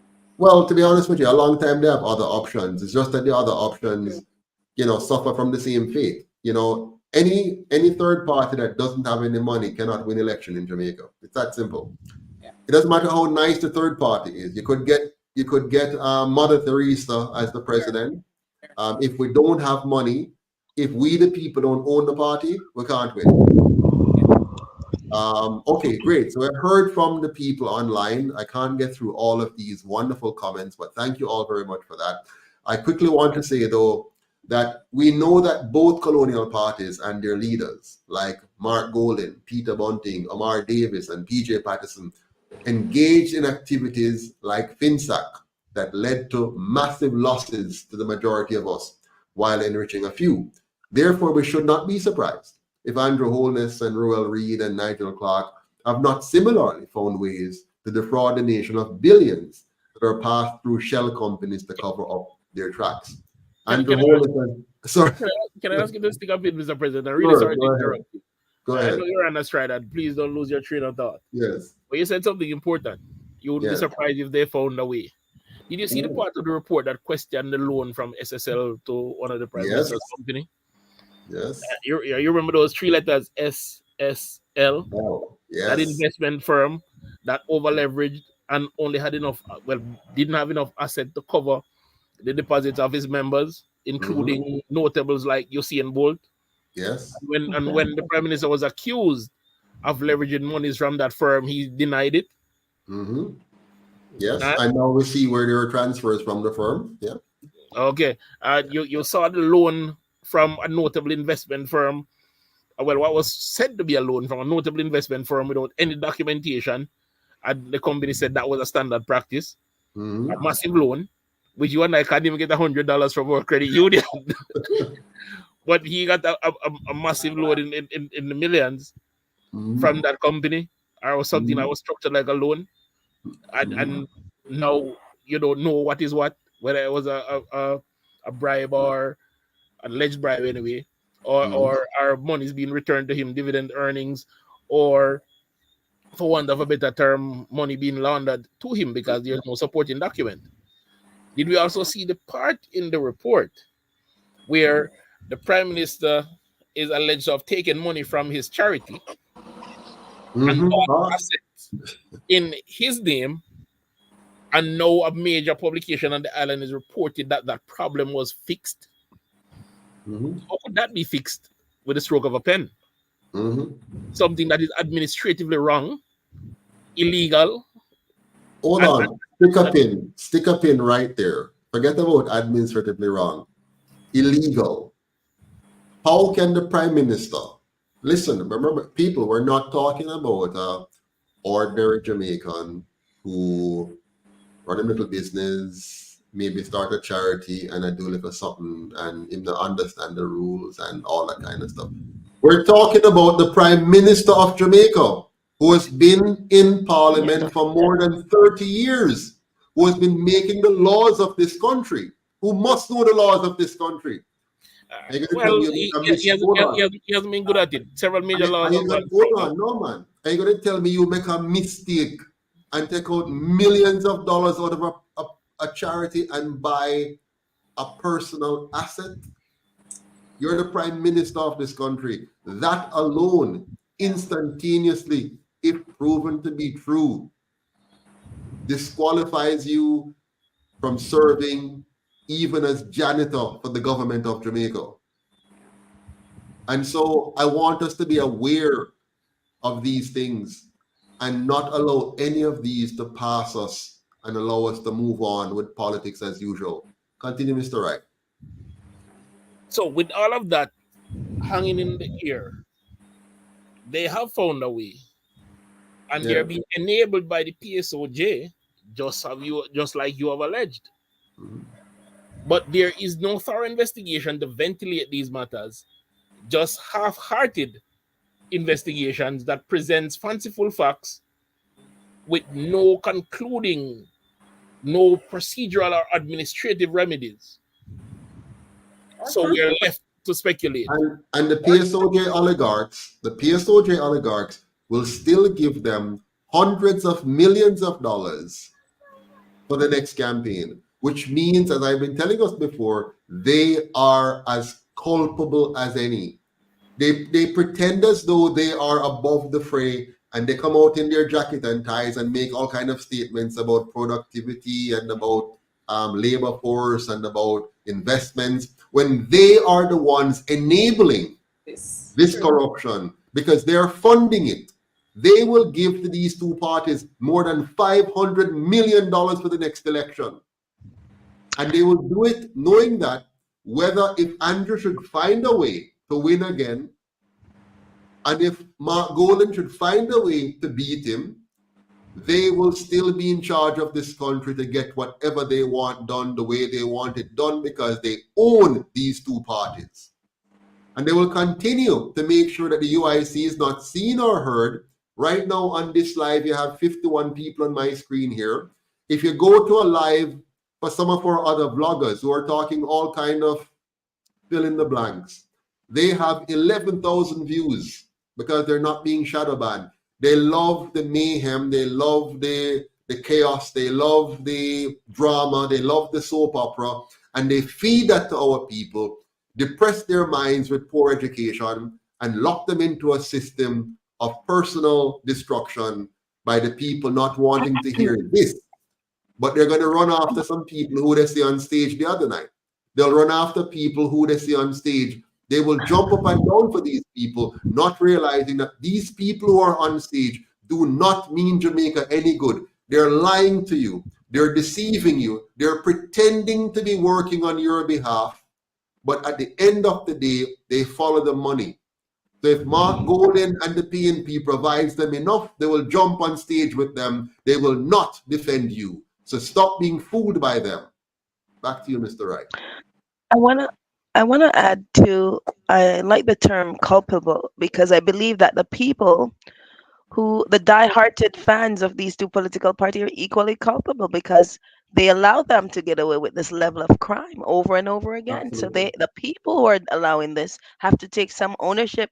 They are also encouraging this level of destruction to the entire Jamaican society. Yes, absolutely. And it's a game. And I hope by tonight, all the way on this live, understand, don't be sucked into it. They want you to be sucked into the GLP PNP game. And you must badly want Andrew out now that you turn to Mark. And in a few years, the tables turn and you badly want Mark out and you turn to whoever they bring next. That is not the solution. That is not the answer. What would Andrew be Holness solution? Andrew Holness has not made it a secret that he should not be trusted. Remember, I'm going to give you a few pieces of facts now that you must remember and understand. Andrew Holness has not made it a secret that he should not be trusted. I don't know how on earth he could get one single vote in Northeast Sendan. Anybody who voted for Andrew Holness in Northeast Sendan on September 30th must be somebody who is extremely uninformed and ignorant, or who is committed to corruption. Andrew Holness has made no secret that he shouldn't be trusted. Here's why. Remember the undated Senate resignation letters, where he tried to circumvent the Constitution to ensure he has full control over senators by forcing them to sign undated resignation letters so he could dismiss them if in carrying out their function as senators, they go against his wishes. That's number one reason why he should not be trusted. Number two, he attempted to control the Chief Justice by making him a temp instead of following the law and appoint him permanently. By keeping the Chief Justice as a temp, he would be able to manipulate him that if you want the real job, you need to comply with me. So that if things come up that I want you to manipulate the justice system, you must do it. Number two reason why we can't trust Andrew Holness. Number three, he attempted to make NIDS mandatory, and only the courts could overturn him. You can't trust him. Number four, he attempted to make the fake vaccine mandatory, and when that failed, he used the employers against you, just like he's using the employers and will use the banks against you now, and even government what do you call it now, any monies they're going to give you for hurricane or anything, they want to tie that in to you having the NIDS. So you cannot trust him. Number five, he promised you fixed election dates within the first 100 days. He has now been in office for 8 years and you still don't have fixed election date. Number six, $1.5 million tax threshold. He used that to trick many because you thought you're going to get free money, and look how that worked out. All of your wealth has been wiped out by inflation. Number seven, he told teachers and nurses to be patriotic and not to leave Jamaica. Him and Nigel Clark tell you that. But no, Nigel Clark is leaving for more money at the IMF. Yeah? And he's telling you that that is good for Jamaica. So you're losing somebody who is supposed to be brilliant and beneficial. And the Prime Minister who tell you to suck salt through a wooden spoon is telling you that that is good for Jamaica. Yeah. He gave himself and Mark Golden and their cronies big pay increases, even though there was massive outcry in opposition to it. Yeah. And we, the people, still have to suffer under the burden of high inflation, and our pay has not gone up commensurate with the inflation that has wiped out our assets and wiped out our earnings, while pretending to give you a minimum wage increase, which is gone within a few months of this inflation. Number nine, he tried to extend the DPP beyond the statutory limit so that he could possibly further manipulate the justice system, just like how he attempted to move. Winston, remind me of this one. He wanted to move the how many years you can hide cabinet information. How many years? He wanted to go from what? So I don't remember where it's coming from, but he wanted it to go to 80 years. 80. Right. So he wanted to hide those documents for 80 years. May you long dead before we hear the truth about what they did. It's already long. It's already 50 years, I believe. And he wanted to expand it to 80 years so that we can't learn what happened during the Seaga administration and the Manley administration and the Patterson administration and the Bruce administration and of course his administration. He must be dead before you hear what he has done. 80 years on top of what he has done during this COVID era. Him dead, he's now 52, 80 years, he's 130, 122. Him dead long time, all the way dead. You see what I'm talking about here? You cannot trust this fellow, but you can't trust Mark either, because they're one and the same. He also delayed the local government elections 4 times in order to manipulate the electoral system.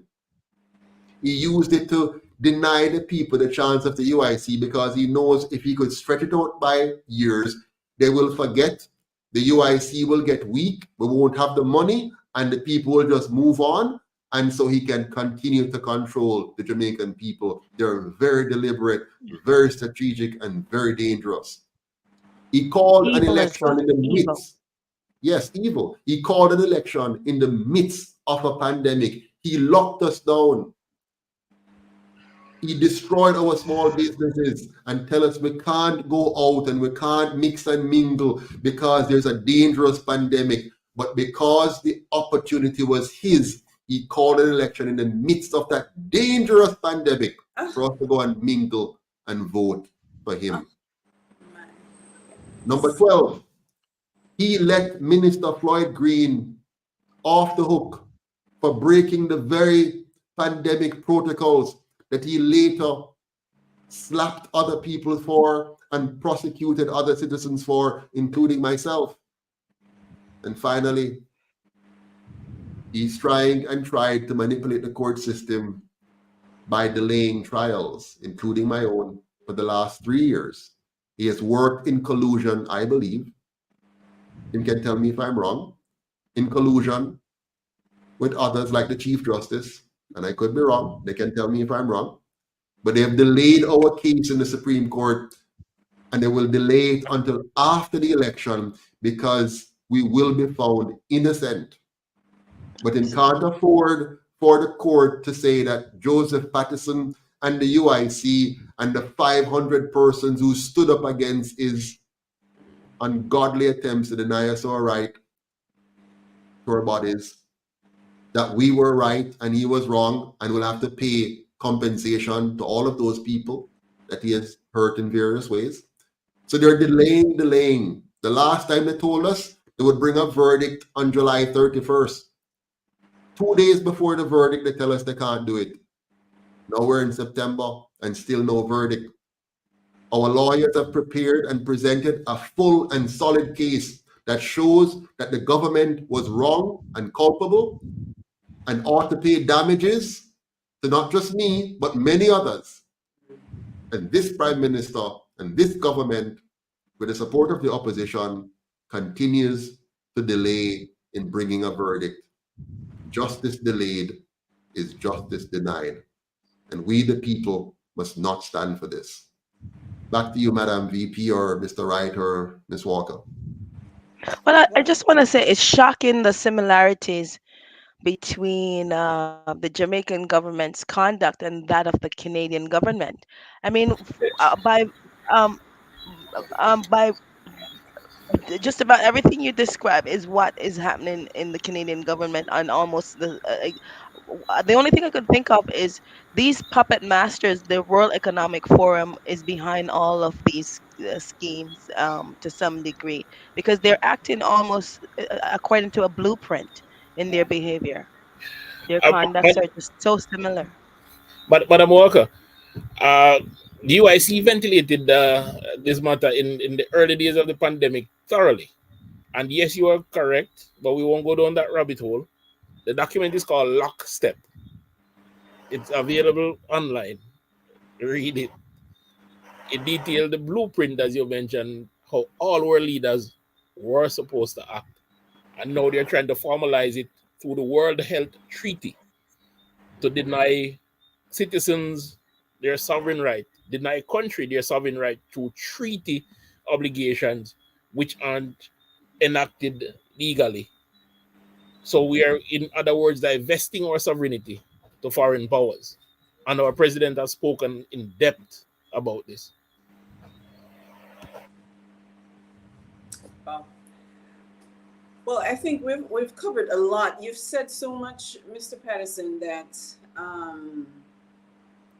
is compelling enough to convince people that we need some sort of change. Why would the UIC be this change, and what is the resistance to people supporting a third party then? The resistance is very simple. It's not even real resistance. Our people have been made mentally lazy by mental slavery, and the powers that be controls the media. So the people, even the social media that we think is open and free, it's not open and free. I mean, the UIC has been shadow banned ever since. You know, the moment we stood up against their pandemic, we became we have been denied access. For example, PayPal locked down our account, right? Lock it off. What do they call it again? The other one here. You have this GoFundMe. GoFundMe locked down our account and confiscated our money. Okay, we have gone through so much. The Jamaican people don't know the half of what the UIC has been through, because we don't have, the media doesn't care about carrying, and rightly so, because they're there to defend the PSOJ and the system. The media exists to keep the establishment. They only pretend. Right now, what you see them posting, it's only pretentious journalism. They're not intending on any real fallout. If they were, for example, not once have you seen on the media that the UIC is saying anything about this. You will not see. What they will do is, in the by-election, they'll try to find us now to see if they can find a way to make mockery of us. That's all they do. They have no interest in hearing our sound position on anything. They have no interest in the people of Jamaica hearing from the UIC. So that's what happen. But what do we do? Because that's what they do. But what do we as people do? Yeah, but Miss VP, I spend a lot of time talking about what they do, because if you don't understand what they do, we won't do what we need to do. What we, the people, need to do, and I've been stressing this forever, we have to own our own party. It is that simple. I can't make it any clearer. We, the people, have to own the party. And what does own mean? Own means joining, volunteering, and donating. As long as you do not donate to the UIC, you are indirectly voting for the continuation of what exists. Exactly. So if 1,000 Jamaicans donate, it's 1,000 votes for the UIC. If 1 million Jamaicans donate, it's 1 million votes. At the next election and before, but at the next election, for the few weeks of election, I guarantee you that the two colonial parties will get no less than $500 million just for the election period. That does not include what they get outside of the election cycle. So if we think we're going to move the dial here as a party or a movement or a people by simply wishing and hoping that somehow the people wake up and vote for the UIC, it will not happen. Chase Neal will not get a single vote unless we fund his effort. Right? The people will say whatever they say, but at election day, if they do not see the presence of the UIC, because they've been trained, their minds are trained. You cannot change that overnight. Their minds are trained. Yes. There are three groups in Jamaica. There are those who vote PNP, there are those who vote JLP, and then there are those who do not vote. Those who do not vote will not vote until you can inspire them, and you cannot inspire them unless they can see you. They have to see you and feel you and hear you. Their minds are just as corrupted as all our minds. If they don't see you looking winnable, looking present, looking engaged, they don't care that the media isn't showing you. They don't care that you need money to win election. All they care about is when they open their eyes and they look, they don't see that you look like you're a party, that you look like you can win, that you look like you're present. So all this talk means nothing if we do not convince ourselves and all those around us of what it will take for the change to happen. There are two ways to bring about a change in any country: by the ballot or the bullet. A ballot box revolution or a bloody revolution. The UIC subscribed to the ballot box revolution, and we're inspiring people to join that effort. But if we don't have a ballot box revolution, Jamaica will have a revolution. It has to. Haiti is having a revolution right now. That's what it will look like. It will be where all the institutions fail. Confidence in government and the police and the army will disappear. Chaos will reign. Gangs will rise and people will die. That is the plain truth. And it's time for us to wake up and tell our neighbors, our friends, and our families that we have a better option. And that better option is to go to the website, uicjamaica.com, click on a simple button and say join. And then open up your checkbook, open up your wallet, pull out your credit card or debit card, and press on the donate button and say, I am going to give $10 a month, because if I don't do that, one day Jamaica will be Haiti, and we're not far from that. And no US is going to save us. No England is going to save us. Yes, they may send armies to our country, but it will not be to save us. It will be to further conquer us. It will be to gain fuller control of all of our assets. It will be to ensure we never, ever rise again. So the answer is straightforward, my friends. It's very, very straightforward. We either own the UIC or allow Jamaica to be owned by others from overseas. Absolutely. Beautiful. Well said. Well said. And that's a great conclusion. That is so true. And I know we're not accustomed to, as a people, to step out and take control of our lives, but this is the critical moment that we're in right now, where, you know, watching our school system, medical system already falling apart. And you're absolutely right. We're not very far from what Haiti is. If we allow those who are governing us to enrich themselves, people are going to rise up, because it is unjust.